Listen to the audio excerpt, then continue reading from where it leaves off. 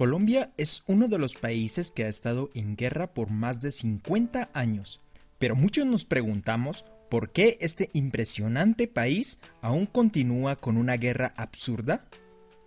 Durante el periodo de la Reconquista, entre 1816 y 1819, varios líderes independentistas, sobre todo en la provincia de Boyacá, recurren a la guerra de guerrillas frente a los intentos de la corona española de recuperar el territorio perdido. Este fenómeno se continúa replicando en las siguientes guerras civiles de Colombia. En la última guerra civil en Colombia, la Guerra de los Mil Días, entre 1899 y 1902, cuando el Partido Liberal reconoció la capacidad de ganar una guerra civil convencional, ordenó a una resistencia en modo de guerrillas. Tras el fin de la guerra, en 1902, surge una relativa paz marcada por la persecución política, la cual se va intensificando poco a poco. En 1930, el Partido Liberal retoma el poder y asume un cierto revanchismo frente a la persecución política dada por el Partido Conservador. Esta escala aún más en 1946, cuando el Partido Conservador vuelve al poder tras la división del Partido Liberal. Tras el asesinato en 1948 del precandidato liberal Jorge Eliezer Gaitán, la 1:30 del día 9 de abril de 1948, a la abril de 1948, a nuestras 6:14:15 fue asesinado por un policía conservador, el doctor Jorge Eliezer Gaitán, por órdenes del Partido Conservador y del gobierno conservador. 4 balazos por la espalda le dio el policía conservador mandado por el gobierno conservador y asesinó a la 1:30 al salir de su oficina el doctor Jorge Eliezer Gaitán, cada en la... Los alzamientos populares surgieron por todo el país, principalmente iniciaron en Bogotá. Así se le dio a conocer a una serie de disturbios ocurridos en la capital colombiana, conocida como el Bogotazo. La represión del gobierno y la escalada violenta tomó un nombre propio, el periodo histórico que se conoce como la violencia. El Partido Liberal consideró que no había garantías para las elecciones presidenciales de 1950 y ordenó una resistencia armada que se conoció oficialmente como guerrilla liberales. Las guerrillas liberales operaban principalmente en los llanos orientales de Colombia, aunque también en otras regiones como el Tolima. Estos grupos fueron más organizados militarmente que las guerrillas que habían surgido espontáneamente durante la Guerra de la Independencia y las guerras civiles del siglo XIX. El Partido Comunista Colombiano y otras fuerzas políticas de izquierda se unieron a estas guerrillas. Tras el golpe de Estado en 1953, que le otorgó el poder a los militares en cabeza del teniente general Gustavo Rojas Pinillas. Esta patria que hoy vemos resurgir radiante de sus viejas angustias e incorporarse con risueña estampa a una vida de paz. En su gobierno se llama a las guerrillas a desmovilizarse y en 1954 se otorga un indulto general a todos los actores políticos, guerrillas liberales, paramilitares, conservadores. Pero en los años siguientes, varios líderes de las guerrillas fueron asesinados, hechos confusos que aumentaron la discrepancia y la desconfianza hacia el gobierno. Para el año 1957, el Partido Liberal y el Partido Conservador llegan a un acuerdo. El general Rojas Pinilla es derrocado por un golpe de Estado civil y se restaura la democracia electoral en 1958 y se crea el Frente Nacional. Muchos de los antiguos grupos guerrilleros no se desmovilizaron completamente y aquellos que tenían más influencia comunista se apartaron de la vida de la democracia para formar comunidades separadas bajo el principio de democracia popular y autogestión.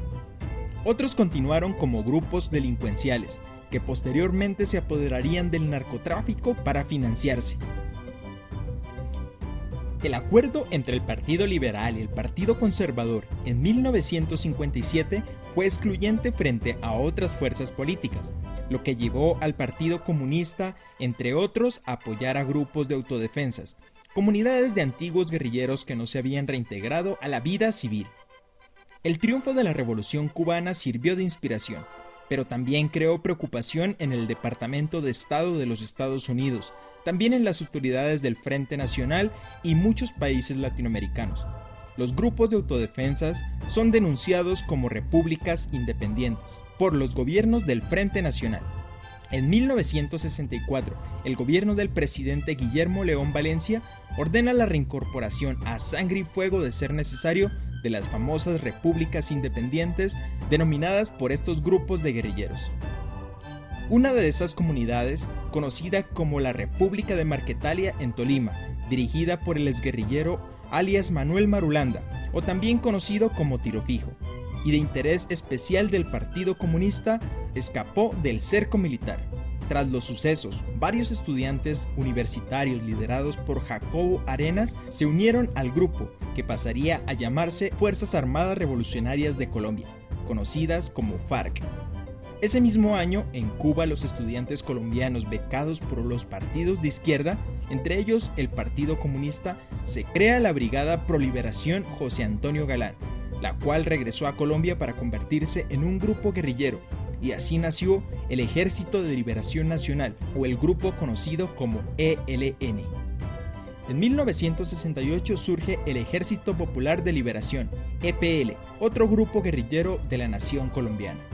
Pero en 1970 el general en retiro Gustavo Rojas Pinilla lanza su candidatura presidencial como candidato del ANAPO, Alianza Nacional Popular, y el apoyo de varios grupos políticos opuestos al Frente Nacional, la alianza entre el grupo liberal y conservador.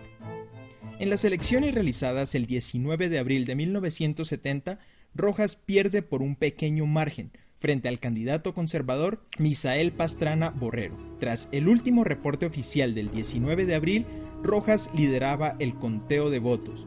El 20 de abril amaneció con el triunfo de Pastrana. Las denuncias de fraude no faltaron. Esto llevó a la formación de un movimiento conocido como el Movimiento 19 de Abril, o más conocido en Colombia como M19, una guerrilla más urbana e inspirada en movimientos similares a los Tupamaros de Uruguay.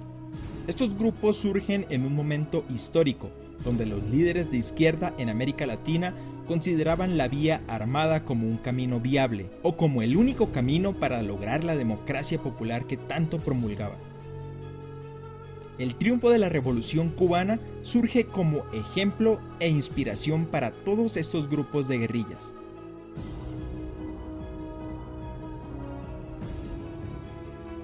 Sin embargo, la geografía colombiana cortada por selva y montañas ofrece una gran ventaja de supervivencia a todos estos grupos criminales. Estos grupos guerrilleros eran financiados por la Unión Soviética y Cuba hasta 1989. Luego, estos grupos pasaron a la autofinanciación por medio de control de actividades económicas ilegales, como la extorsión, el tráfico de drogas y el secuestro, lo que les ha permitido permanecer hasta hoy en día con una de las fuentes de financiación más grandes. Sin embargo, el ELN sigue siendo uno de los grupos más activos del país, a pesar de que las FARC firmaron un acuerdo de paz con el gobierno y muchos de estos se desmovilizaron. Muchas de las disidencias crearon sus propios grupos, otros formaron grupos delincuenciales, unos retornaron a la vida civil y otros se unieron a otros grupos de guerrilleros, tales como el ELN o el EPL. Sin embargo, a pesar de esto, Colombia ha sido uno de los pocos países que actualmente en el mundo luchan una guerra por más de 50 años. Esperemos que este problema en Colombia se resuelva pronto.